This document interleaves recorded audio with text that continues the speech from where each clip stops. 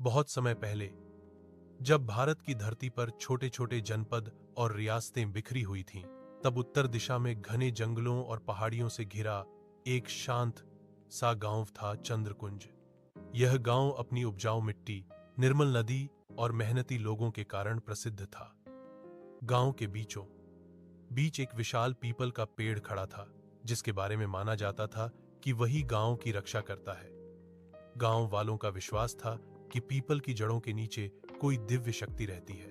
इसी गांव में रहता था जोजो, एक सीधा, सादा लेकिन अत्यंत प्रतिभाशाली युवक। वह गांव का चहेता था, क्योंकि उसमें एक अजीब सी समझ थी। जानवरों की आवाजों को पहचानना, मौसम का हाल बता देना, किसी किसान के खेत में होने वाली समस्या को दूर से जान लेना, यह सब उसके लिए बहुत आसान था।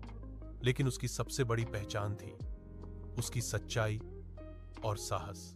चंद्रकुंज गांव उस समय राजा वीरेंद्र सिंह के राज्य में आता था। राजा अपने न्यायप्रिय और प्रजावत्सल स्वभाव के लिए जाना जाता था। उसने कई युद्ध जीते थे, लेकिन अपनी प्रजा के सामने वह खुद को हमेशा एक साधारण इंसान की तरह ही रखता था।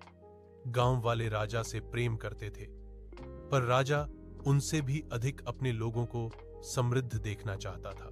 लेकिन चंद्रकुंज के पास का जंगल एक और रहस्य समेटे हुए था।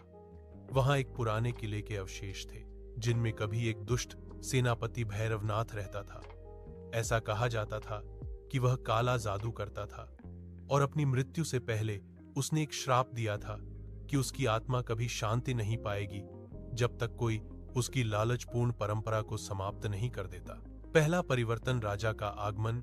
एक दिन खबर आई कि राजा वीरेंद्र सिंह चंद्रकुंज गांव आने वाले हैं। गांव में खुशी की लहर दौड़ गई। लोग अपने घरों की समंदरकुंज गांव आने वाले हैं